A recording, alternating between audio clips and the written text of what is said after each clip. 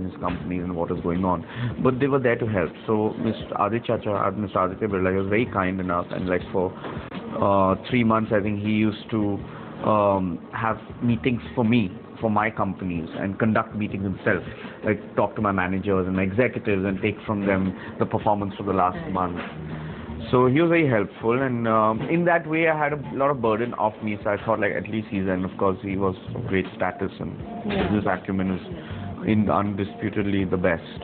So I had a lot of I wasn't traumatized at what will happen with my decision making if it goes wrong.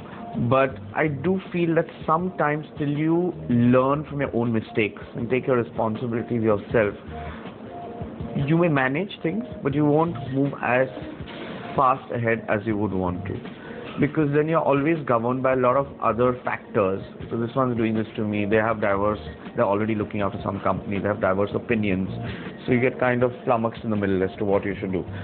So this kind of outside teams helping my companies went on for a good 8-9 years. Did you also sort of get into that trap of feeling that? No, because I learned a lot. I learned a lot in that time, and but I do feel that the group, as much as it could have progressed, probably because of this odd management structure or unnatural management structure, probably didn't. Do you? I mean, I know I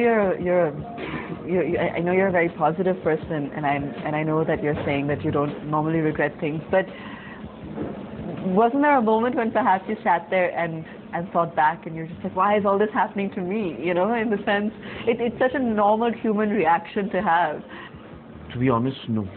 Really? It sounds a little, I think, what should I say, by the book. But I don't get those feelings. Somehow that doesn't happen to me. I always, not that I don't come under pressure, not that I don't get emotional, but it's more of an emotional nature. So I would miss my parents, which I still do, as much as when they were here, when they just passed away. But that was more for emotional reasons, not for, oh, I'm alone and, why is this happening to me? That didn't happen. Yash had picked whole wheat fusilli with a light arrabbiata sauce for his main course. And I had chosen an exotic-sounding gorgonzola ravioli, homemade with mushrooms. It sounded promising. And both Yash and I had complete faith in Chef Joy's kitchen. We also had a crisp potato rosti as a side, which I was sure only I was going to eat. As the food was served, I got to asking Yash if his involvement in spirituality began post the trauma of losing his family, or whether it was something that he was interested in even while growing up. For some reason, when I was as young as 11 or 12, I used to be very interested in our Indian scriptural books like Upanishads, the Bhagavad Gita. So as a teenager, I read all Amar Chitra Katha, which is mythological, historical stories about our culture. But I also picked up books on Upanishads, the Bhagavad Gita, which was a bit strange for a teenager at that time. Definitely. It was not something very common. We would rather read Hardy Boys. Yeah. My friends read Hardy Boys. So I think there was an intrinsic desire to know more, which in a way was karmic. In a way, it was life preparing me to deal with certain things which were going to happen. So I believe it's all destiny and God's will. So I leave it to that. We talked a little bit about Yash's time with his family and what he was like when he was a teenager and how he's changed since. In the middle and your teens, you can always go a little off track. But and he said that with a smile. We all go through it as parents. What did you do when you went off track?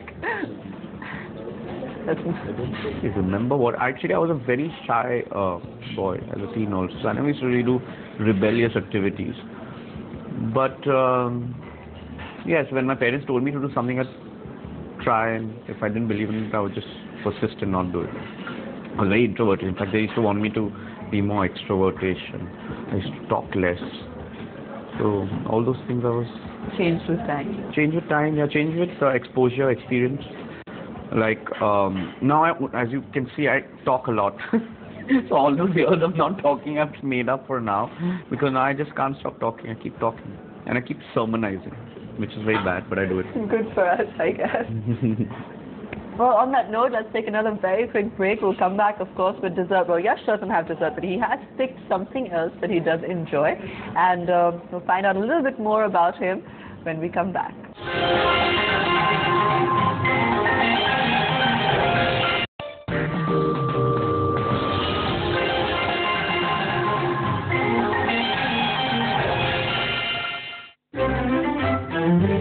And finally, it was time for dessert.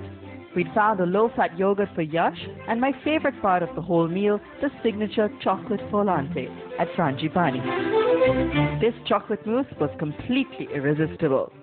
As was asking Yash about his relationship with cousins like Kumar Mangalam Birla. So is there ever any competition between cousins in the different Birla clans? Never. I compete with myself. I never compete with anybody else. Okay. You're very, very fond of your daughter. I mean, you have 2 sons and a daughter, and you have this, soft spot for her. I mean, they say that you even cry when you miss her. Is that, can you explain that bond a little bit? And don't the boys get... No, I love all my 3 children very much. I'm a very family-oriented person, so I love children. I've always loved children, and they're all equal to me. Our relationship with every child is different.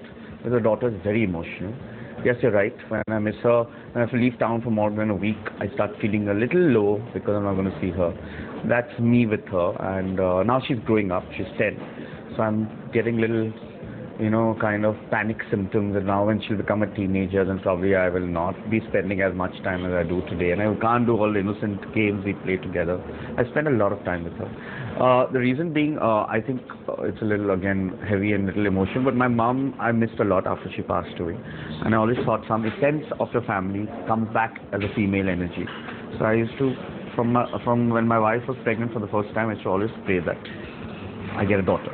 And when she really came, but after a lot of, I'm pretty religious, so I went to a lot of temples and requested, I want a daughter, I want that my mother's essence to come back into my life. It sounds abstract, but to some extent I feel that there's some blessing of hers has come back by the way of my daughter. So, what's the one thing your children complain about you? That I'm pretty rigid in my thoughts and pretty judgmental about things I believe in. Like I told you, no smoking, no alcohol, strict vegetarian, cultured Indian spiritual life. I'm a little strong in my views on that. So you wouldn't let's say your eldest is about 18 now, so would you allow him to have a drink? I would hate it if he does. Nowadays there's no question of allowing or not allowing. They do what they have to do. But I would hate it, but fortunately, touch wood, he's not tasted alcohol like me. But you never know. He does. I don't know how he'll react, but I would not like it at all. You and your wife, Avanti, met in college, right? So you've been together now since your early 20s. Okay. If you had to describe her in one sentence, how would you do it? Wow. Is that the question you're trying to get me on? Down to earth, honest, and basically very trustworthy. Is there ever any pressure in terms of living up to the Birla name's legacy? In terms of being a certain way because you're part of the family? Yeah, that's something which I don't only pressure myself, I put pressure on everything that is around me, whether it's my organization, whether it's my children. I feel that if you've inherited such a lineage, you have some obligation to certain obligations to be born into a family, and the kind of respect you get being born into a family, you need to conduct yourself in a particular way. So to me it comes, I won't say pretty naturally, but I'm always conscious of those things.